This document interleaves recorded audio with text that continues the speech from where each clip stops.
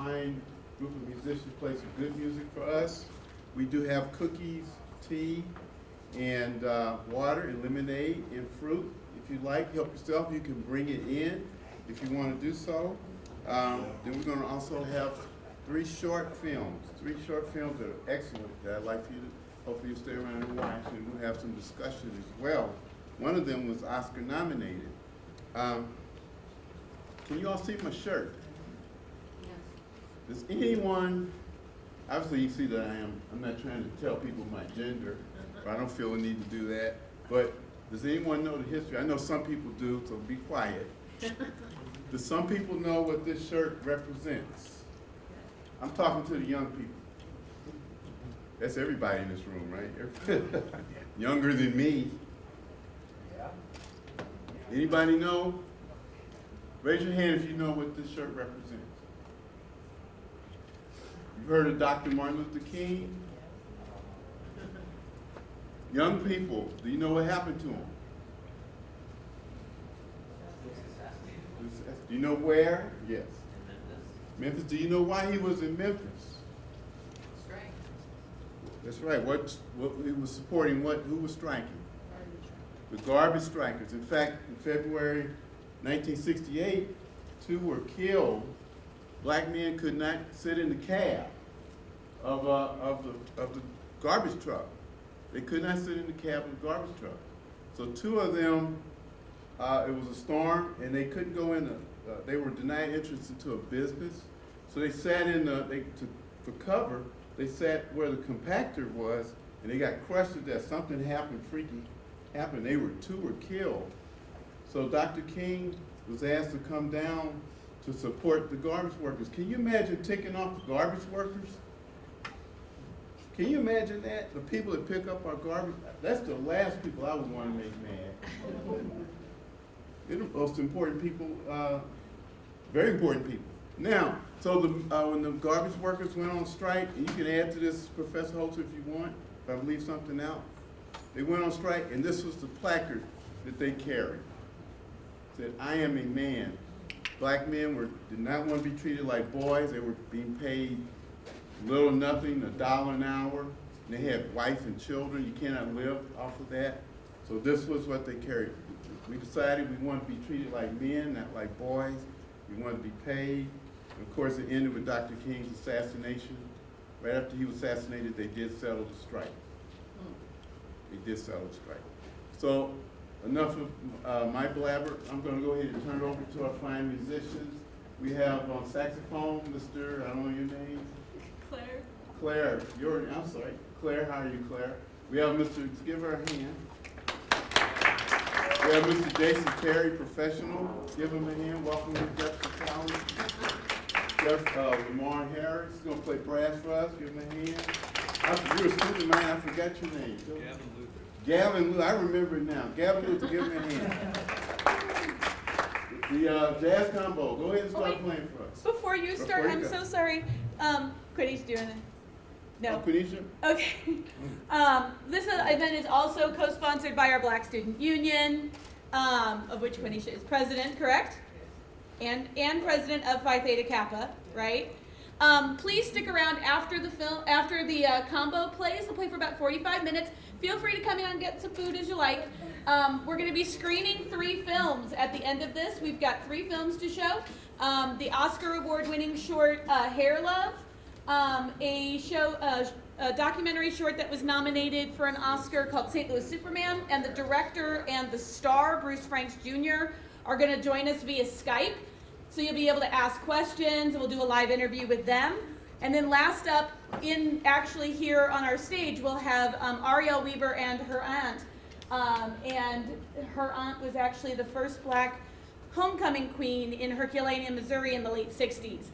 And so she'll be here to tell her story. We'll watch that 5-minute documentary. So this is kind of geared to be an open house type thing, so please feel free to come and go. But we'd love to have you, especially for that last event, because Ms. Weaver and Ms. Rockmore are coming here live. So again, now please take it away.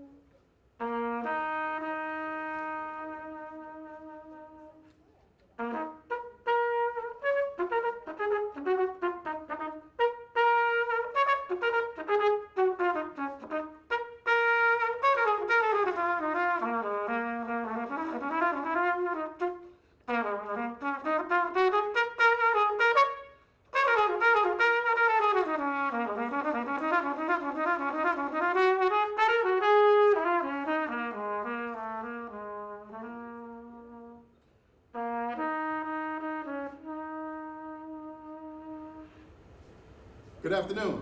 How's everybody? Good. All right. You don't have to be so quiet. My name is Mar Harris, hanging out with you on this wonderful afternoon.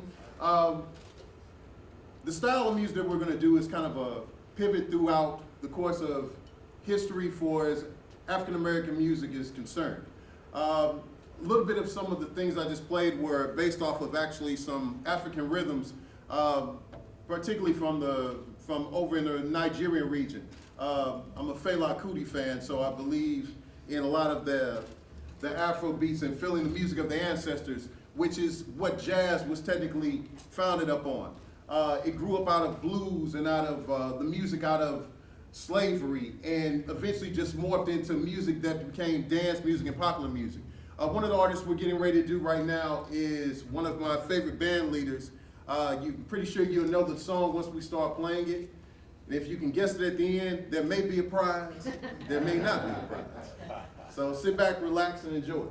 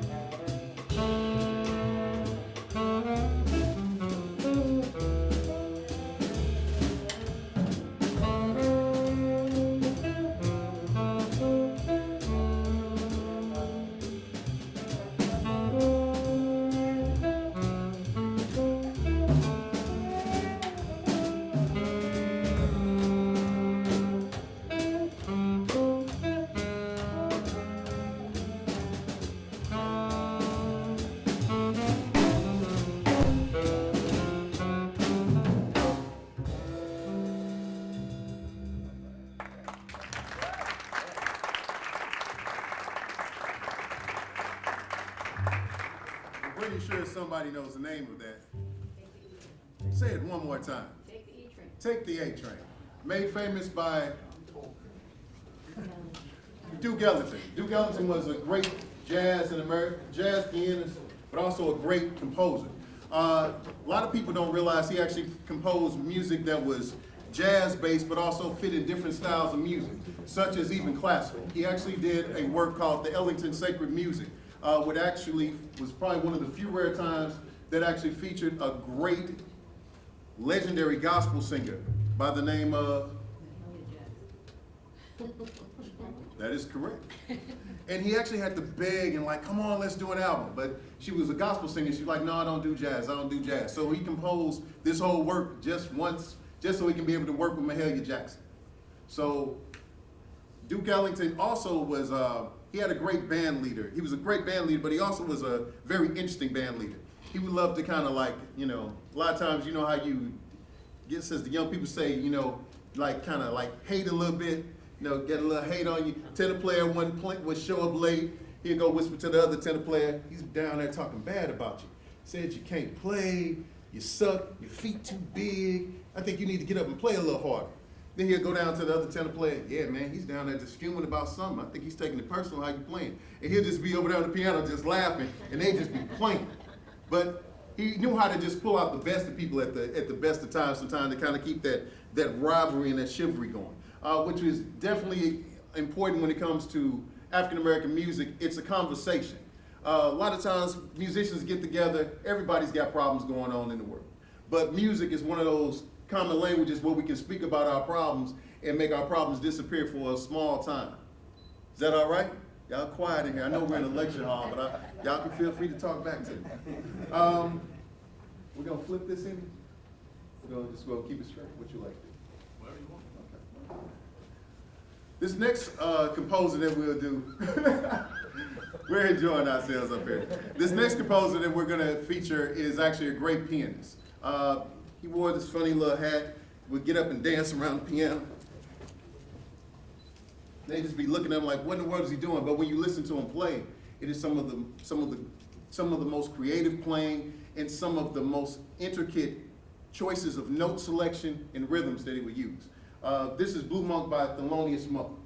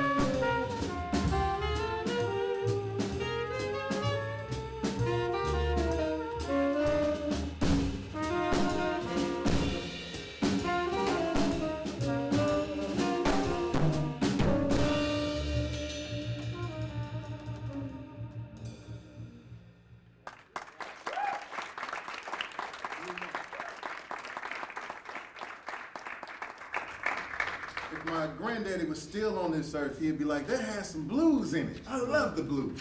How many of you all like the blues? Woo! Yeah, the blues will talk to you. And a lot of music, even today, you can still hear traces of the blues. If you go to a Beyonce show, somewhere in there is some blues in there. Even in some Kendrick Lamar stuff that he would be doing with Terrence Martin, you can still hear traces of the blues. Even legends like, how many of you all, I'm a comic book guy, so how many of you all seen the Luke Cage series? Woo! No, season 1, I think it was season 2 actually, they added this gentleman by the name of Catfish. Catfish is a blues guitar player. There's also other young blues artists around here, such as Little Dylan. I think Little Dylan's only like 19? Was he 17? I think it's 18. 18? Well, way in between. So he's 18 years old. But a blues singer, which is a lost art. So we need more blues artists. This is actually a blues town. One reason because of that thing that runs down the middle of the country. What's it called? Come on, sir. Come on, talk about it. That's the Mississippi. Yeah, Mississippi. I think it's the Mississippi. So it started again, down in Louisiana and just made its way on up, and also kept going on into Chicago, then made its way on up into New York, which I think we'll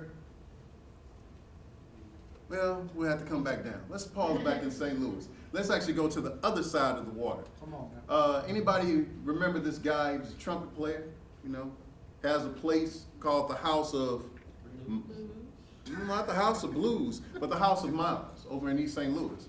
Because we're getting ready to obviously play a what type of tune? A Miles Davis. So here's our rendition of 4.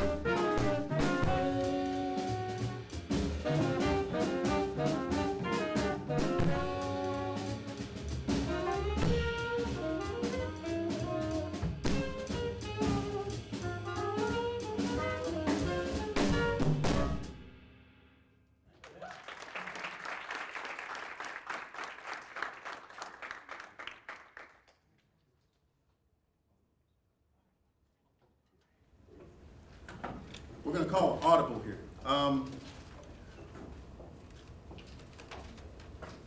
you enjoying yourselves? First? Yes. Put your hands together for these great musicians, too. The first time actually I heard Miles Davis, that I actually like really recognized Miles Davis, it was actually back during my freshman year in college. So we used to get these things called that refund check. And I went to the University of Missouri at Columbia, so I looked forward to that every semester, that refund check coming. So I would go over to the student union, to the bookstore, and I would just buy stuff. And one of the things I bought was a Miles Davis record, which at the time I didn't realize had great legends on there, such as John Coltrane, such as Cannonball Adderley, such as Bill Evans. Who's that bass player? Paul Chambers. Paul Chambers. Who's that drummer? We got to throw somebody under the spot. The drummer's got to know. But don't feel bad, I don't know who the drummer is. I can't recall right now. Who's the drummer? Billy Joe. Thank you. A lot of great musicians. Billy Joe Jones, I'm sorry. Philly Joe Jones. Had a great sense of time, but it was probably one of the essential albums because it was kind of like they considered the birth of the cool. It was just real easy, real laid back. This is like one of my favorite Miles Davis tunes, which actually will tie it in with John Coltrane and Cannonball Adderley. So we're gonna cover all of those great composers all together in this next tune called All Blues.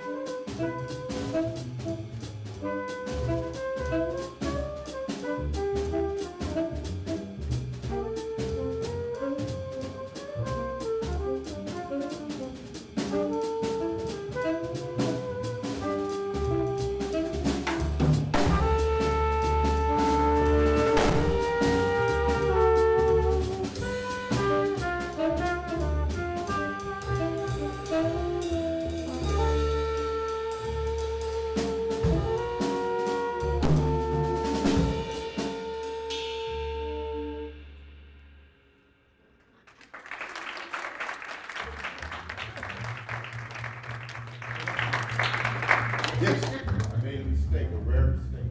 It was Jimmy Cobb, It's this Jimmy one was Cobb. still alive. Yes. Philly Joe Jones was on there beforehand, but then he hired Jimmy Cobb. But play on that to album. play on the album. Right. That's right. Right, Jimmy Cobb was the drummer. He's Yeah. the only one still alive. That's right. I'm sorry.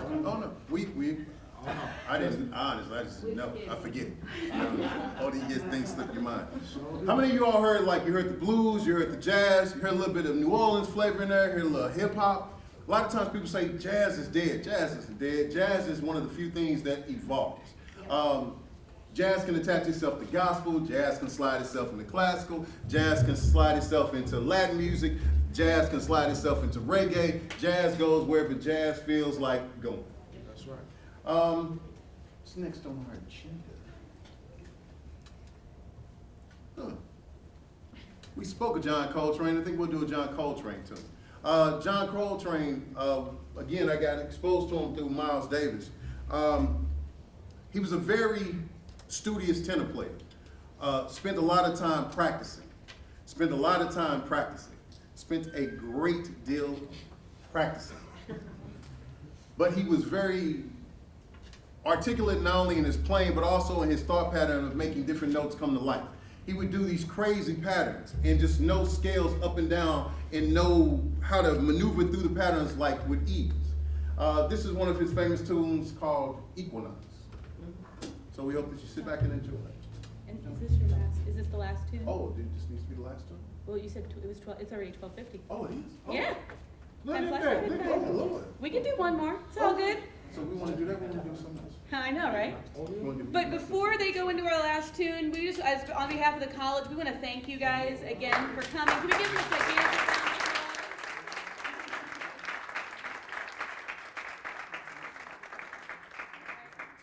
When you're ready, take it away, y'all.